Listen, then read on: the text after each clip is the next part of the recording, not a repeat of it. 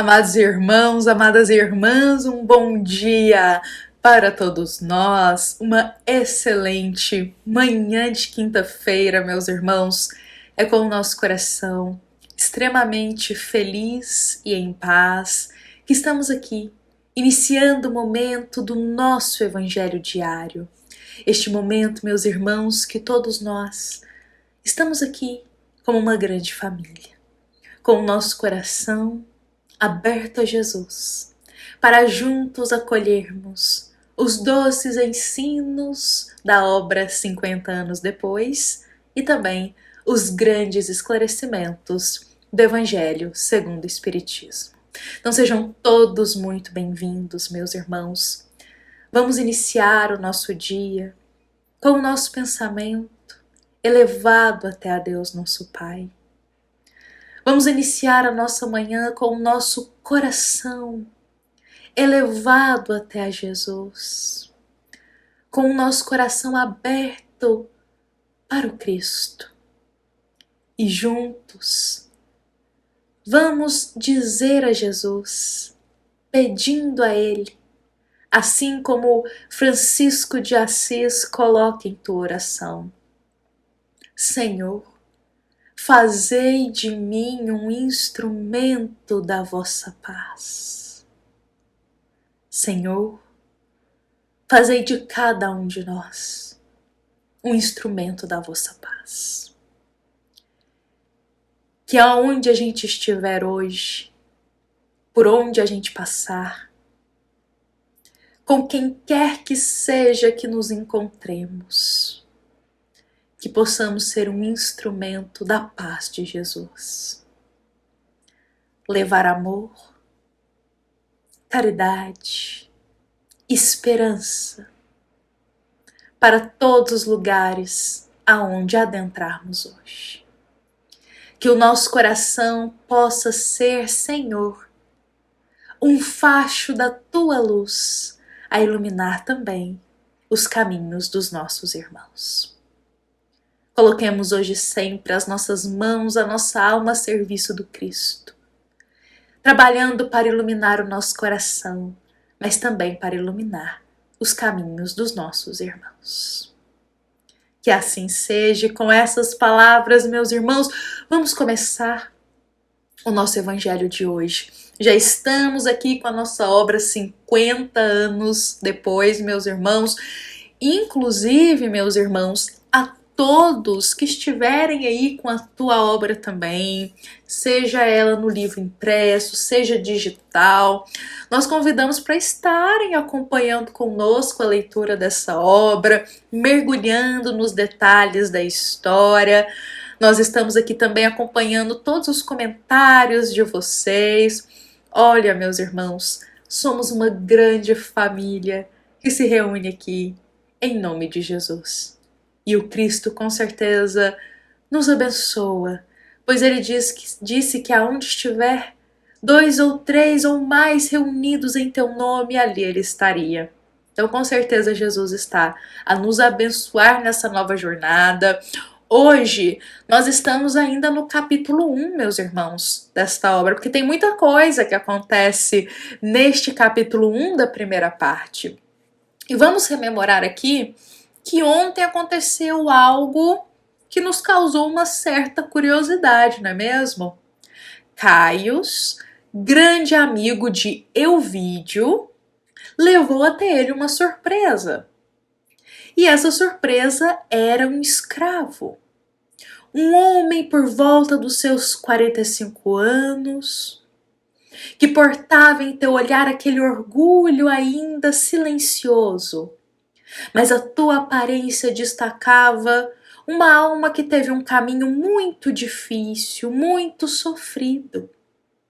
E Elvídio, ao se deparar com esse escravo, irá sentir profunda simpatia por ele. Simpatia. Elvídio olhará pela primeira vez para esse escravo e sentirá uma afeição no coração que apenas com a vida presente não é possível explicar. Porque este escravo, meus irmãos, este escravo era Nestório. E lembremos que Nestório é a reencarnação de Públio. Exatamente. Então vejamos aí Públio adentrando na história. Olha a chegada de Públio na história dos 50 anos depois. Nestório. Meus amados irmãos, eis aqui o reencontro de dois grandes amigos que a gente viu na obra há 2000 anos. Agora se reencontrando aqui em vestimentas diferentes. Nestório de frente para Elvídio. Ou seja, Públio de frente para o grande amigo Pompílio, aquele que morreu ao teu lado. Quando Pompílio foi assassinado, Públio estava ao lado dele lá na obra há 2000 anos. Grandes amigos.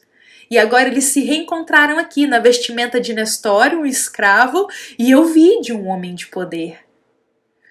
E meus irmãos, mesmo em vestimenta física, corpórea diferente, os sentimentos se mantêm.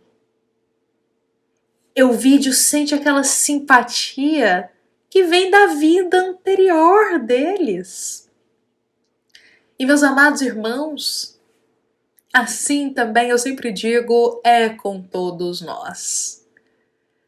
Quando reencontramos almas queridas ao longo da existência, meus amados irmãos, o nosso coração sente profunda simpatia. O nosso coração sente uma simpatia, mas ao mesmo tempo vem aquele pensamento: mas é a primeira vez que estou me encontrando com essa pessoa. É a primeira vez que estou conversando com essa pessoa. Mas a simpatia floresce de tal forma que parece que tem tempos e tempos que nos conhecemos.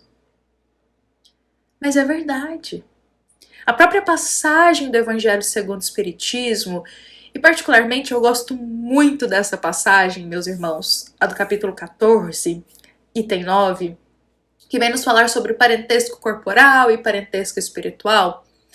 Nas linhas dessa passagem é nos esclarecido que nós encontramos na vestimenta de amigos muitas vezes almas que já fizeram parte da nossa família numa existência anterior, ou a gente já teve também um caminhar com essa alma numa existência anterior, e hoje às vezes a gente se reencontra e a afeição é tão grande a ponto de termos muito mais simpatia para com aqueles que não fazem parte dos nossos laços de sangue. Porque, na verdade, fazem parte da nossa família espiritual. Somos espíritos, um que tem um laço de muito afeto para com o outro. Então, isso é possível. É possível que quando a gente reencontre uma alma que a gente já teve com ela em outras existências, às vezes na roupagem dentro de uma família, ou como um amigo, ou como uma pessoa muito querida, a gente venha a sentir aquela simpatia, aquele carinho, aquela confiança novamente. Porque isso é carregado no espírito. No espírito. E Elvídio estava sentindo isso por Nestório. Mas ele não sabia explicar, porque ele estava de frente para um escravo. Como pode ele sentir tanta simpatia, tanta alegria em ver um escravo? Naquela época isso seria um pouco estranho pelas normas deles daquela época. Fato é que Elvídio vai ficar encantado com Nestório e vai querer saber um pouquinho mais da história de vida dele. E aí nós saberemos a nova história, a nova existência de Públio, como Nestório agora. Como foi essa existência dele? E vale a pena a gente voltar um pouquinho no há 2000 anos e relembrar que lá Públio teve um cargo de poder, a tua família à tua disposição e não deu valor. Públio fez mau uso do poder naquela época. Coração muito orgulhoso ainda. Públio, um grande romano. a princípio, naquele momento daquela reencarnação, não aceitavam muito bem a Jesus. Ali no início da história, no final ele já começou a aceitar, mas no início ele não aceitava. Não gostava muito dos judeus, porque ele era romano, tinha aquela pose de poder. Então, relembremos que até um momento ali da história do há 2000 anos, ele diz: ah, quem sou eu para ser visto como um profeta nazareno? Então, como romano, ele não se misturava muito, ainda mais com os judeus. Assim foi um pouquinho da história de Públio. Mas agora ele reencarna como Nestório. E nesta existência, olha só, ele terá origem judia, e eu achei isso aqui interessantíssimo, porque houve uma inversão de lados. Ele que antes não se misturava com os judeus, porque era romano, agora ele vem com uma origem judia. Começa por aí. Ele constituiu família, porém ele perdeu a companheira prematuramente. Ele não teve a chance na história de conviver muito tempo com a esposa querida. Perdeu ela prematuramente. E eu penso como que Públio não deu valor no amor de Lívia na existência anterior. Olha só. E agora ele também não tem a oportunidade de ter uma companheira. Diante de muitas perseguições, ele foi escravizado por romanos. Ah, meus amados irmãos, a lei de causa e efeito aqui, de uma existência para outra. Públio, que escravizava a todos, como romano, agora na existência dele como Nestório, ele foi escravizado por romanos. Mas Nestório também tinha um filho, e que ainda criança também foi escravizado. Bom, meus amados irmãos, diante dessas poucas informações da vida de Nestório, nós podemos compreender que tudo que a gente planta realmente colheremos em algum momento. Valorizemos o lar que nós nascemos. Valorizemos a nossa família. Façamos bom uso, meus irmãos, do que Deus nos emprestou, do que Deus nos concedeu em cada existência. Porque Públio não fez bom uso. E fato é que, como não fez bom uso, a gente vê a lei de causa e efeito aí agindo, talvez muito nitidamente pra gente, e vemos que ele agora vem em uma condição de escravo, perdeu a família, mas o conhecimento dele se mantinha. Porque o conhecimento é no espírito que fica. Então Nestório, por mais que estava na condição de escravo, ele trazia o conhecimento aurido de outras existências, sobretudo da existência de Públio, em que ele foi Públio. Então ele tinha um conhecimento de Roma, das leis, ele tinha muito conhecimento. E Ovídio ficou impressionado com a inteligência e o conhecimento de Nestório, chegando a se questionar como que um escravo teria tanto conhecimento e tanta facilidade assim para ter essa inteligência, esses saberes, ainda mais sobre Roma.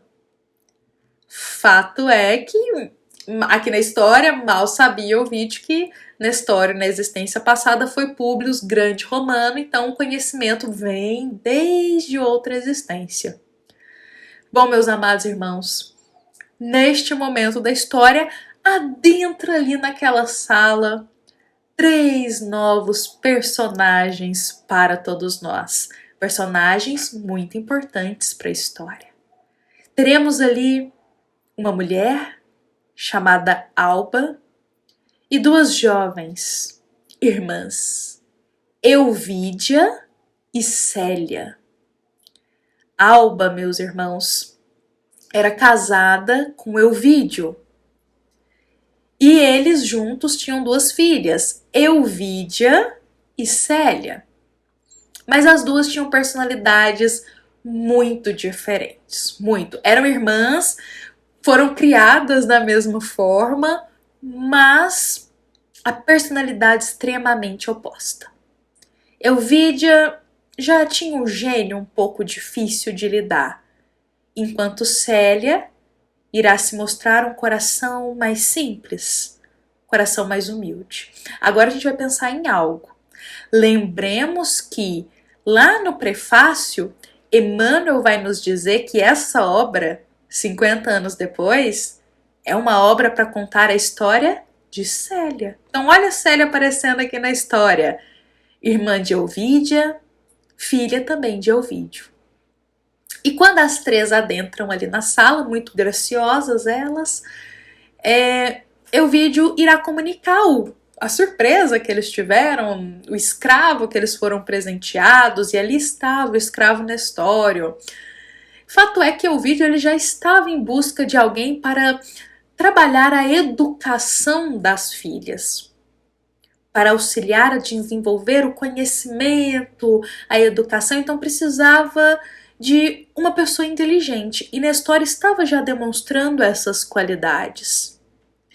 Então, meus irmãos, diante de tantas surpresas, diante de tantas informações, Alba ela vai fazer um comunicado. Ela vai aceitar Nestório como tutor ali, como se fosse um tutor mesmo, um professor que vai auxiliar no conhecimento de tuas filhas, Euvídia e Célia. Mas para ele ser o tutor delas, para auxiliá-las no conhecimento, na educação, Alba colocou uma condição para isso. E nós saberemos que condição será essa amanhã, meus irmãos. Então vamos reprisar aqui o que aconteceu aqui por último. A Alba, Euvídia e Célia adentram na sala.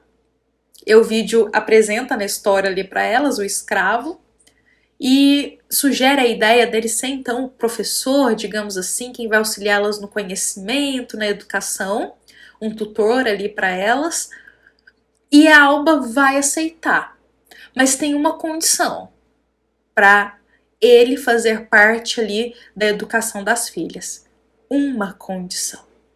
E nós saberemos que condição será essa amanhã, meus amados irmãos. Então eu convido a todos para estarmos amanhã aqui, na sexta-feira, para juntos darmos continuidade na história, mergulhar ainda mais.